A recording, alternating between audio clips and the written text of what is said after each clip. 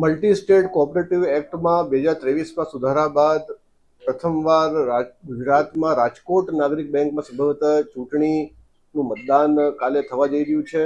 મતદાન જે છે સવારે 8 વાગ્યાથી શરૂ થઈને 4 વાગ્યા સુધી કરવામાં આવશે. એના માટે 7 કેન્દ્ર ખોલવામાં આવેલા છે, જેમાં એક રાજ્ય બહાર મુંબઈમાં છે.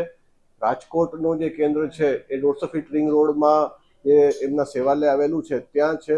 કુલ 6 ઉમેદવાર બિનહરીફ અત્યાર સુધી જાહેર થયેલા છે અને ટોટલ 16 બીજા કેન્ડિડેટ્સ માટે જે છે એ ચૂંટણી કાલે થવાની છે. એમાં અમારું 56થી વધારાનું સ્ટાફ રોકાયેલો છે. સ્ટાફ જે છે મતદાન મથક સેટઅપ કરવા માટે વાહનો જે જીપીએસ ટેગ્ડ છે એના વાહનોમાં ત્યાં પહોંચી ગયું છે. અત્યારે મતદાન મથક સેટઅપ થઈ રહ્યા છે.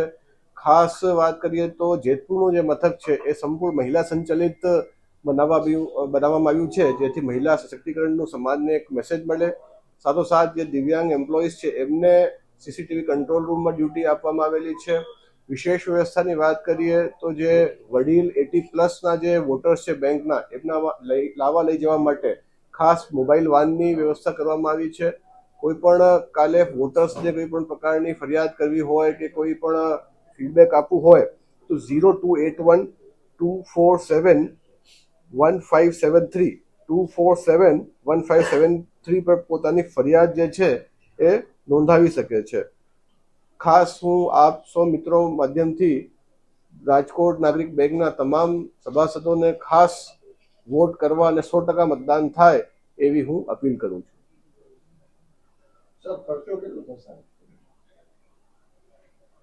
ખર્ચો સામાન્ય છે, કારણ કે 7 જ મતદાન મથક છે, એટલે ખર્ચ જે છે એના માટે અલગ અલગ પગાર ધોરણ જે છે એ cooperative election authority of India દ્વારા ચૂકવવામાં આવશે અને 7 જ મતદાન મથક હોય એટલે બહુ એમાં વધારે ખર્ચોની વાત નથી.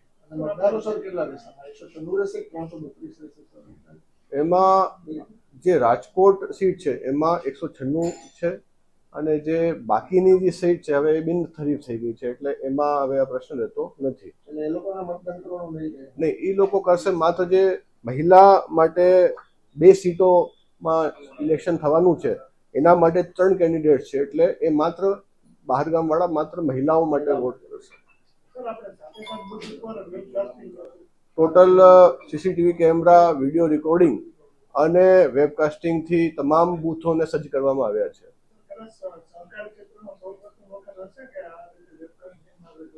જી, જે મેં શરૂઆતમાં વાત કરી કે કોઓપરેટિવ ઇલેક્શન ઓથોરિટી ઓફ ઇન્ડિયાનું તાજેતરમાં ગઠન કરવામાં આવેલું છે. મલ્ટી સ્ટેટ કોઓપરેટિવ સોસાયટીઓના રિટર્નિંગ ઓફિસર તરીકે કલેક્ટરશ્રીની નિમણૂકો કરવામાં આવેલી છે અને સતત પારદર્શિતા બની રહે એ માટે અમારો પ્રયાસ છે કે જે ઇલેક્શન કમિશન ઓફ ઇન્ડિયા દ્વારા જે રીતનું ચૂંટણી થાય છે એ જ પ્રકારની તમામ વ્યવસ્થા મેં આ ચૂંટણીમાં પણ કરવાનો પ્રયાસ કર્યો છે. મતગણતરી એમના હેડ ઓફિસમાં 19 તારીખે સવારે 8 વાગ્યાથી ચાલુ થશે.